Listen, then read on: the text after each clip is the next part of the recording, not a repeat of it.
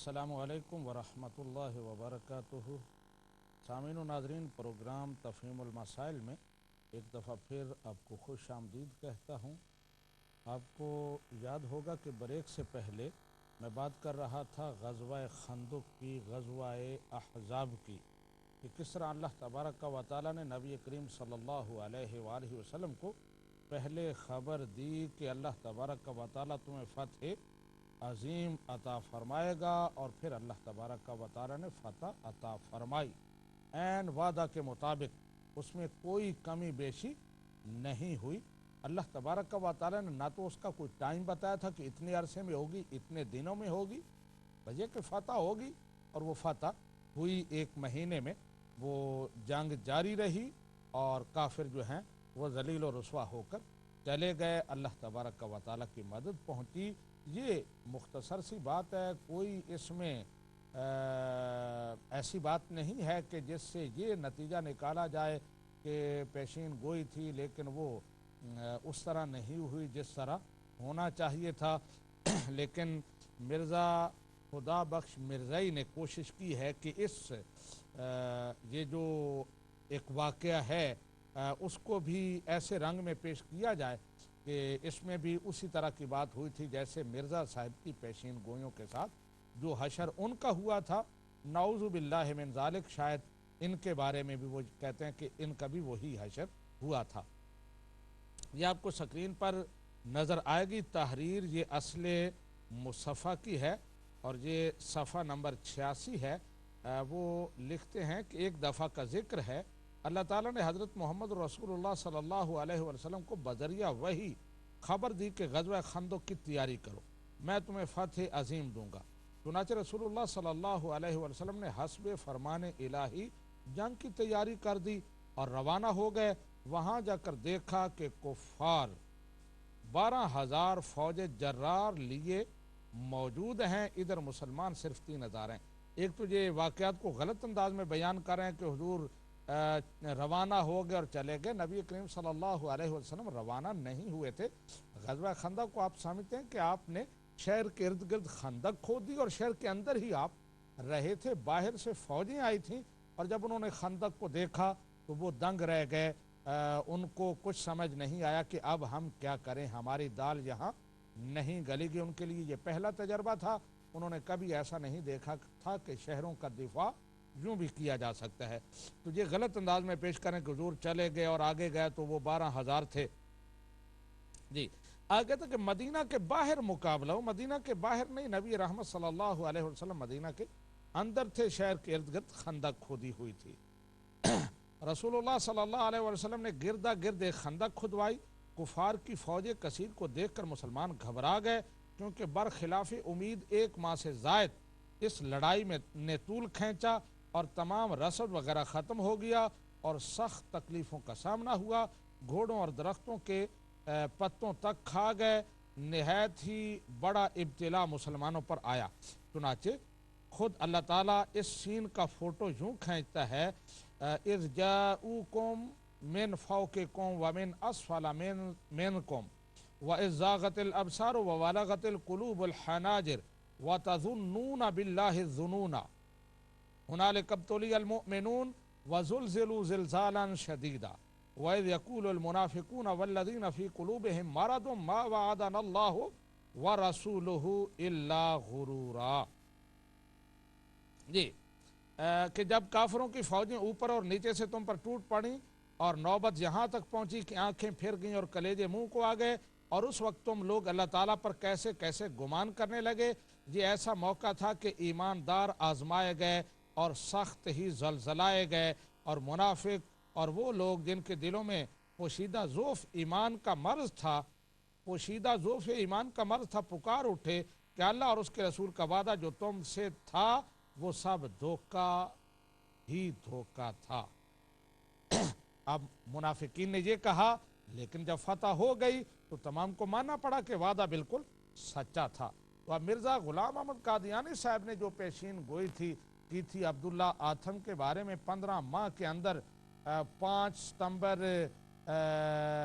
1894 تک وہ مر جائے گا، اس وقت تک تو جو لوگ घबराए और गुमान करते रहे, उनके बारे में तो बात समझ में आती है, लेकिन जब 15 की डेट गुजर गई तो 6 को तो उनको यकीन हो गया कि हजरत ने जो कहा था वो बिल्कुल गलत निकला है, वो ठीक नहीं है, वो झूठ साबित हुआ है।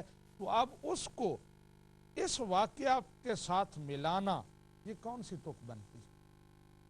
अल्लाह तबारक व तआला ने जैसे मैंने बताया वादा किया और वादा बिल्कुल पूरा हुआ।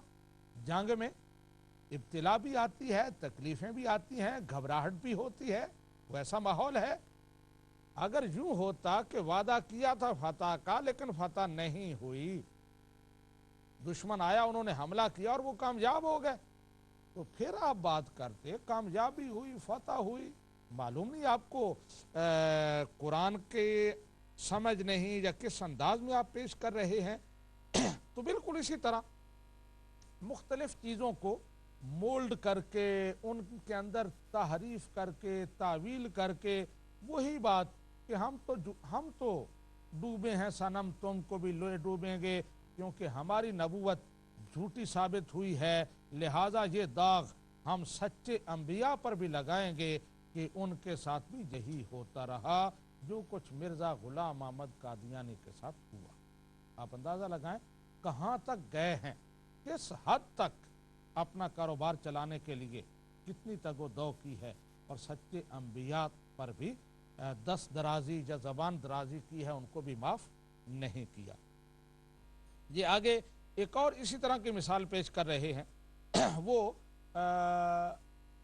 सुलह हुदैबिया को जो वाक़या पेश आया, नबी करीम सल्लल्लाहु अलैहि वसल्लम को अल्लाह ताला ने ख्वाब में दिखाया कि आप मक्का शरीफ गए हैं, उम्रा किया है, सर मुंडवाए हैं और काबतुल्लाह की ज़ियारत की है। तो ये ख्वाब आपको दिखाई गई और फिर उसके मुताबिक आप तशरीफ़ ले गए। वहाँ रास्ते में कुफ़ार ने रोक लिया, गुफ्त शुनीद होती रही। आखिर सुलह हुदैबिया की वो शराइत तय पाएँ कि ये शराइत हैं, इन शराइत पर अमल होगा, अगले साल तुम उम्रा के लिए आओगे। अब वो जो शराइत थी वो ज़रा सख्त थी, मुसलमानों के ख़िलाफ़ बज़ाहिर सख्त थी। नबी करीम सल्लल्लाहु अलैहि वसल्लम देख रहे थे कि मुसलमानों के लिए इन्हीं में फ़ायदा है, और बाद में वही सुलह हुदैबिया, वही शराइत इस्लाम की नशर व इशाअत में एक संगे मील साबित हुई। मुसलमानों की ताकत और कुव्वत का वहीं से आगाज़ होता है कि किस तरह मुसलमान फिर इस्लाम फैला और पूरी दुनिया को रोशन करता चला गया, और कुरान पाक ने उसे फतह मुबीन करार दिया। इन्ना फतहना लका फतहम मुबीना, ए महबूब हमने आपको वाज़े और बहुत बड़ी फतह अता फरमाई है सुलह हुदैबिया के अंदाज में, उसकी सूरत में। तुझे उसका जिक्र है, आप उस पर ये बहस कर रहे हैं, और आखिर में जहाँ पर इनकी तान टूटती है, और जो बात मैं अर्ज़ कर रहा हूँ कि ये अंबिया की पेशीन गोइयों को, उनके वाक़यात को किस तरह गलत अंदाज में पेश करें, ये आखिरी अल्फाज ज़रा आप समात फरमाएं। चुनाचे दूसरे साल फतह अजीम हुई, और वो भी उसी तरह हुआ जिस तरह ख्वाब में दिखलाया गया था। बस इससे साफ जाहिर है कि बाज़ औकात अंबिया से भी फहमे पेश गोई में गलती लग जाया करती है। ये अल्फाज काबिल गौर हैं, समात फरमाएं। बहुत जुल्म है, बहुत बड़ी जुर्रत है नबी रहमत सल्लल्लाहु अलैहि वसल्लम के बारे में ये लफ्ज़ लिखना कि अंबिया से भी फहमे पेश गोई में गलती लग जाया करती है, वरना रसूलुल्लाह सल्लल्लाहु अलैहि वसल्लम मदीना मुनव्वरा से रवाना ही क्यों होते। कहना ये चाहते हैं कि आपको ये दिखाया गया था कि आप उम्रा कर रहे हैं, आप आए लेकिन रास्ते से वापस चले गए और उम्रा नहीं किया, तो इसको ये बता रहे हैं कि आपको गलतफहमी लगी थी, वरना उस साल आप आते ही ना। अगर आप उस साल ना आते तो फिर अगले साल उम्रे पर कैसे आते? ये तो अल्लाह तबारक व तआला ने एक उसके हुक्म और मशीयत के मुताबिक एक पूरा एक प्रोसेस था जिससे गुजर कर कि मुसलमान जाएंगे, वहाँ सुलह हुदैबिया होगी, अल्लाह ताला उनको फतह मुबीन अता फरमाएगा, उनके लिए रुकावटें ختم ہوں گی اور مشرکین مکہ جو ہیں وہ مسلمانوں کو ایک قوت تسلیم کریں گے، برابری کی سطح پر ان کے ساتھ گفت و شنید کریں گے، اور پھر اگلے سال مسلمان جائیں گے۔ اب جب خواب دکھایا گیا تو خواب میں کوئی 15 مہینوں کی مدت تو طے نہیں ہوئی تھی، 1 سال 2 سال، اور پھر بالکل واضح طور پر جہاں یہ خود لکھ رہے ہیں، اب میں یہ پوری تحریر آپ کو پڑھ کے سنا رہا ہوں، سکرین پر بھی آپ کو نظر آئے گی، جس سے آپ کو حقیقت بالکل روز روشن کی طرح واضح ہو جائے گی۔ اگر کوئی مرزائی ہے، قادیانی ہے، تو ہو سکتا ہے اس کو سمجھ نہ آئے، لیکن مسلمانوں کو تو سمجھ آئے گی، لیکن ان کو بھی میں گزارش کر رہا ہوں کہ آپ ذرا خود سمجھنے کی کوشش کریں، مرزا خدا بخش مرزائی کی باتوں پہ نہ جائیں، عبد الرحمن ملک کو نہ پڑھیں، خود قرآن کا مطالعہ کریں، احادیث کا مطالعہ کریں، خود اسلامی لٹریچر پڑھیں جو 13 صدیوں تک لکھا گیا ہے، اور پھر اس کے بعد خود فیصلہ کریں۔ اگر ان لوگوں پر جائیں گے تو ان کا تو یہی طریقہ ہے کہ ہم تو ڈوبے ہیں صنم، تم کو بھی لے ڈوبیں گے، ہم تمہیں بھی اپنے ساتھ لے جائیں گے۔ تو یہ کہتے ہیں کہ سورہ فتح کے رکوع چہاروں میں اللہ تعالیٰ فرماتا ہے لَقَدْ صَدَقَ اللَّهُ رَسُولَهُ الرُّؤْيَا بِالْحَقِّ لَتَدْخُلُنَّ الْمَسْجِدَ الْحَرَامَ إِنْ شَاءَ اللَّهُ آمِنِينَ مُحَلِّقِينَ رُؤُوسَكُمْ وَمُقَصِّرِينَ لَا تَخَافُونَ فَعَلِمَ مَا لَمْ تَعْلَمُوا فَجَعَلَ مِن دُونِ ذَلِكَ فَتْحًا قَرِيبًا، یعنی اللہ تعالیٰ نے اپنے رسول کی خواب کو سچا کر دکھلایا، اور اس خواب کا مضمون یہ تھا کہ انشاءاللہ تعالیٰ تم ضرور مسجد حرام میں امن کے ساتھ سر منڈاتے اور بال کترواتے ہوئے بے خوف و خطر داخل ہو جاؤ گے، اور تم اس بات پر آگاہ کیے گئے جس کا علم تم کو نہیں تھا، اور پھر اس کے ساتھ ہی ایک قریب کی فتح اللہ تعالیٰ نے تمہیں عطا فرمائی۔ اب یہ پورا ایک فتح مبین عطا فرمائی، دوسرا عمرہ۔ اب جب پہلی دفعہ نبی کریم صلی اللہ علیہ وسلم تشریف لے گئے تو صلح حدیبیہ کی صورت میں فتح مبین عطا ہوئی، اور پھر وہیں جو وعدہ طے پا گیا، لکھا گیا، قریش نے سائن کیے کہ اگلے سال تم عمرے کے لیے آؤ گے، تم عمرہ کرو گے، اور وہ جو عمرہ والی پیشین گوئی تھی، جو عمرہ والا جو خواب میں اللہ تعالیٰ نے دکھایا تھا، وہ بھی پوری ہو گئی کہ اگلے سال مسلمان عمرہ کے لیے آئیں گے، ورنہ اس سے پہلے مسلمان سوچ بھی نہیں سکتے تھے کہ مشرکین نے جس طرح انہیں مکہ سے نکالا تھا دوبارہ وہ مکہ میں انہیں جانے دیں گے، برضا و رغبت سائن کر کے دیں گے کہ تم اگلے سال عمرہ کے لیے آ جانا۔ تو بالکل اسی انداز میں وہ خواب پورا ہوا، وہاں کوئی نہ تو سال کا تعین تھا نہ کوئی مدت کا تعین تھا۔ اس لیے یہ کہنا کہ نبی کو سمجھنے میں غلط فہمی ہوئی، اگر سمجھ لیتے تو 6 ہجری کو وہ نہ جاتے عمرہ کے لیے، صلح حدیبیہ کا واقعہ نہ ہوتا، وہاں سے واپس نہ لوٹتے، بلکہ اگلے سال جاتے۔ اگر اگلے سال جاتے تو پھر وہی صلح حدیبیہ ہوتی، معاملہ اگلے سال پہ پڑ جاتا۔ اللہ تعالیٰ کی مشیت بالکل اسی طرح تھی، تقدیر میں یہی لکھا تھا کہ جائیں گے، وہاں صلح حدیبیہ ہوگا، مشرکین اپنی کمزوری تسلیم کریں گے، وہ انہیں اجازت دیں گے، اور اپنی انا کو رکھنے کے لیے 1 سال کی وہ مہلت مانگیں گے کہ ایک دفعہ اس دفعہ واپس چلے جاؤ تاکہ ہماری کچھ عزت رہ جائے، اگلے سال آ جانا ہم یہی کہیں گے کہ ہم نے انہیں اجازت دی تھی تو تب آئے تھے۔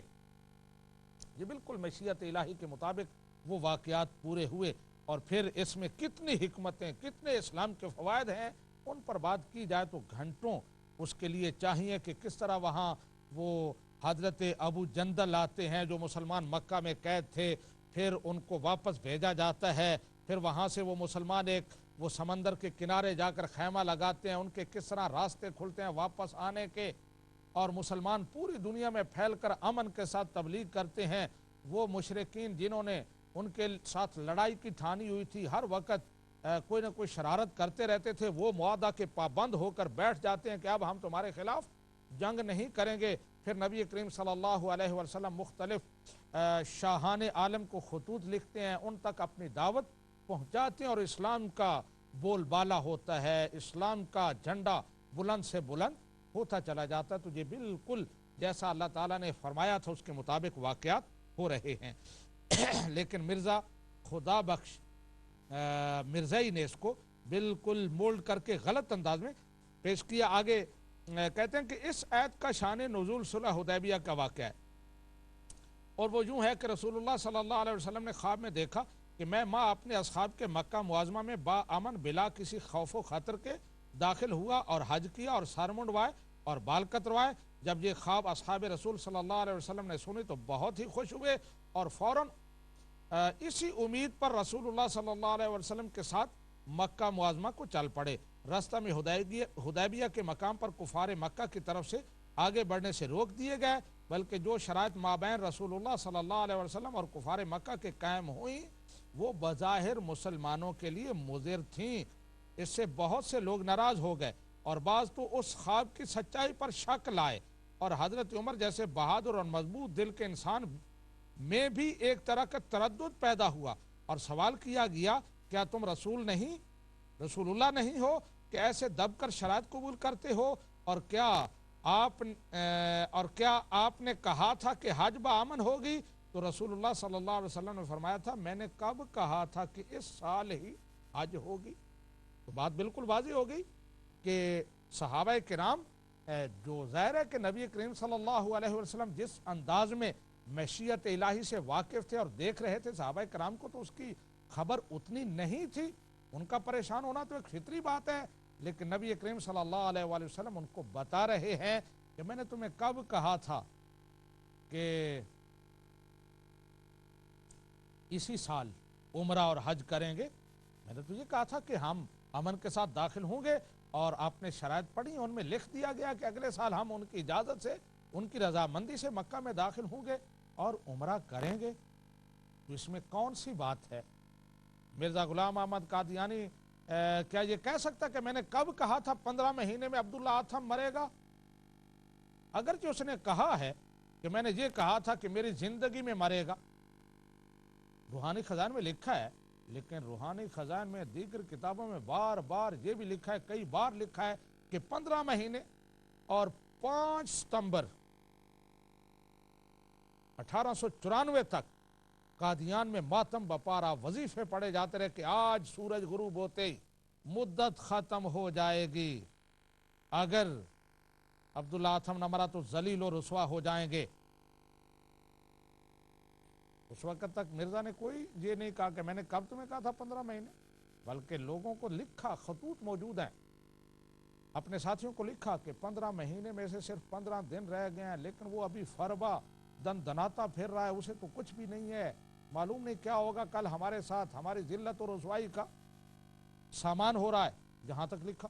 اب ان چیزوں کو نبی کریم صلی اللہ علیہ وسلم کی پیشین گوئیاں، آپ کے جو واقعات ہیں ان کے ساتھ غلط انداز میں جوڑنا اور پھر یہ لکھ دینا کہ بعض اوقات انبیاء سے بھی فہم پیش گوئی میں غلطی لگ جایا کرتی ہے، اتنا بڑا ظلم ہے۔ اب یہاں تک پیشین گوئیاں لکھی ہیں، اس سے آگے پھر یہی انداز اپناتے ہوئے خواب اور رویا، انبیاء کے جو خواب ہیں ان کو اسی انداز میں مرزا صاحب پر فٹ کرنے کی کوشش کی۔ کہتے ہیں کہ حضرت یوسف علیہ السلام کو خواب آیا تھا، خواب میں انہوں نے دیکھا تھا کہ 11 ستارے اور ایک سورج انہیں سجدہ کر رہا ہے۔ تو کہتے ہیں بعد میں یہ خواب اس طرح ثابت ہوا کہ بیٹوں آپ کے بھائیوں نے اور آپ کے والد نے آپ کو سجدہ کیا، تو بالکل اسی طرح خواب ہوتا کچھ اور ہے لیکن اس کی تعبیر کچھ اور ہوتی ہے۔ تو خواب کے حوالے سے تو بالکل ٹھیک ہے کہ خواب میں جو کچھ دکھایا جاتا ہے اس کی تعبیر بالکل وہی نہیں ہوتی۔ احادیث میں نبی کریم صلی اللہ علیہ وسلم کے خواب ہیں، نبی کریم صلی اللہ علیہ وسلم نے فرمایا میں نے دیکھا کہ لوگ قمیصیں پہنے ہوئے ہیں اور عمر بن خطاب کی قمیص سب سے لمبی ہے، تو پوچھا گیا یا رسول اللہ وہ اس خواب کی کیا تعبیر ہے؟ تو آپ نے فرمایا اس سے مراد ان کا علم ہے۔ تو یہ اس انداز کے خواب تو ہوتا ہی ایسے ہی ہے کہ دیکھا کچھ اور پھر پورا فن ہے ایک تعبیرات کا۔ خوابوں کا مرزا صاحب کی پیشین گوئیوں سے کیا تعلق؟ کہ اس کا مطلب یہ ہے کہ مرزا صاحب جو 15 مہینے بتاتے ہیں اس سے مراد 15 سال ہوتے ہیں، یعنی یہ آپ اسے ثابت کرنا چاہتے ہیں کہ حضرت یوسف نے چاند اور ستارے کہے تھے، سورج چاند اور ستارے، تو مراد اس سے بھائی اور والدین تھے۔ تو مرزا صاحب نے جو 15 مہینے کہے یا کہا میری زندگی میں ثناء اللہ امرتسری مر جائے گا، اس سے مراد جو ہے وہ 15 साल थे 15 महीनों में, और मेरी ज़िंदगी से मुराद कादियानियत की ज़िंदगी थी। क्या इससे अखज़ क्या करना चाहते हैं, मुझे तो कुछ समझ नहीं आई। बहरहाल सामीन व नाज़रीन, ये थे वो तावीलें जो इन्होंने की हैं। मैं अभी प्रोग्राम हमारा जारी है और अभी कॉल्स का सिलसिला भी शुरू होगा। स्क्रीन पर आपको नंबर नज़र आएगा। मैंने और भी कुछ बयान करना था, लेकिन टाइम बहुत सारा गुजर चुका है। 1.5 घंटा प्रोग्राम का गुजर चुका, और 1.5 घंटा आपके लिए भी मैं चाहता हूं कि टाइम हो, आप भी कॉल्स करके अपने तासुरात, अपने सवालात, और मैंने जो बातें की हैं इस हवाले से अगर कोई कॉलर तबसरा करना चाहे, मैंने कोई बात ऐसी की हो जो खिलाफ हकीकत हो, तो वो बता सकता है। अभी आपको लाइन खुली नजर आएंगे, आप फ़ोन कर सकते हैं। लेकिन उससे पहले एक दफ़ा फिर मैं आपको बताऊं कि जो मजमून अब तक मैंने पेश किया है उसका खुलासा ये है कि मिर्ज़ा ग़ुलाम अहमद कादियानी साहब की दुआएं झूठी साबित हुई, पेशीन गोइयाँ झूठी साबित हुई। तो अब क्या किया उन्होंने और उनके पैरोकारों ने, अम्बिया पर जैसे वो जुर्रत की और ये कहा कि अम्बिया के साथ ऐसा होता रहा है। पहले अम्बिया को भी अल्लाह ताला बताता कुछ और था, होता कुछ और था। और मैंने बताया जैसे वो कहते हैं कि हम तो डूबे हैं सनम, तुमको भी ले डूबेंगे। तो यही अंदाज इन्होंने इख्तियार किया। तो मैंने जो यहाँ मिसालें दी थी, खुदा बख्श मिर्ज़ाई ने 4 मिसालें उसने पेश की और ये साबित करना चाहा कि अम्बिया से गलत फहमियाँ होती रही हैं। अल्लाह ताला कुछ और कहता था, वो कुछ और समझते थे, या अल्लाह ताला कुछ और कहता था लेकिन उस बात का ज़हूर किसी और अंदाज में होता था। तो ये उन्होंने कोशिश की, लेकिन उन्होंने बिल्कुल कुरान में तहरीफ करने की कोशिश की है। ऐसी कोई बात है नहीं, वो मैं आपको समझा चुका हूँ। अगर समझ न आई हो तो आप कॉल करके मज़ीद इस पर वजाहत तलब कर सकते हैं। और इस पर मैंने जो एक और बात आज के प्रोग्राम के लिए तैयार की थी कि मैं पेश करूंगा, लेकिन शायद अभी टाइम ना हो कि वो मैं सारा कुछ पेश कर सकूं। अगर टाइम मिला तो मैं पेश करूंगा। वो ये है कि मिर्ज़ा साहब अपने निशानात को, अपनी दुआओं को, अपनी पेशीन गोइयों को बड़े फ़ख्र के साथ बयान करते हैं कि सद हा लाख लखूख हा और हज़ार हा मेरे निशाना ज़ाहिर हुए मेरे हाथ पर। तो ये मौलवी गालियाँ देते हैं कि ये मानते नहीं, इन्हें कुछ नज़र ही नहीं आता, ये मुझ पर इफ्तिरा बांधते हैं, इस तरह की बातें करते हैं। तो मैंने एक तबसरा, एक तजिया आपके सामने पेश करना था कि मिर्ज़ा साहब के निशानात थे कितने, उनकी तादाद कितनी थी। आप सोचेंगे कि उनकी तादाद से आपको क्या फ़ायदा होगा, आप उससे क्या साबित करना चाहते हैं। मैं कुछ भी साबित नहीं करना चाहता, बस आपके लिए बड़ा दिलचस्प वो तज्जिया होगा, वो तबसरा होगा कि अम्बिया मिर्ज़ा साहब के निशानात किस तरह ऊपर नीचे आते रहे हैं, किस तरह उनकी तादाद घटती और बढ़ती रही है। अब देखते हैं कि वक़्त गुजरने के साथ हर चीज़ में इजाफा होता है। इंसान का कद काठ बढ़ता है, फसल बढ़ती है, और अगर वक़्त गुजरने के साथ साथ चीज़ घटना शुरू हो जाए तो फिर ये किसी बीमारी की अलामत होती है, कोई नाखुशगवार वाक़या होता है, कोई गलत बात होती है, मामलात सही नहीं होते। मिर्ज़ा साहब की जो निशानात हैं उनके साथ यही हुआ है कि कभी वो बिल्कुल लागिर हो जाते हैं, बीमार हो जाते हैं और वो नज़र भी नहीं आते, बहुत कम तादाद में हो जाते हैं, फिर वो चढ़ते चढ़ते लाखों पर पहुंच जाते हैं, फिर आके वो सुकड़ जाते हैं, और ये सब कुछ रूहानी ख़ज़ाइन में लिखा हुआ है। मैं अभी इख्तिसार के साथ आपको पेश करता हूँ, लेकिन अगले प्रोग्राम में मैं हवालों के साथ स्क्रीन पर आपको पेश करूँगा। 1891 में मिर्ज़ा साहब के निशानात की तादाद सैकड़ों थी। मिर्ज़ा साहब कहते थे मेरे सैकड़ों निशानात हैं जिनको तुम देखो और मुझे सच्चा मानो। अच्छा, 1891 से आगे 1893 में ये तादाद 3000 से कुछ ज़्यादा हो गई। लिखा कि 3000 और उससे भी ज़्यादा मेरे पास निशानात ज़ाहिर हो चुके हैं। 1899 में यानी पूरे आप समझें 6 साल نشانات کی تعداد 3000 ہی رہی ہے، ان میں کوئی اضافہ نہیں ہوا۔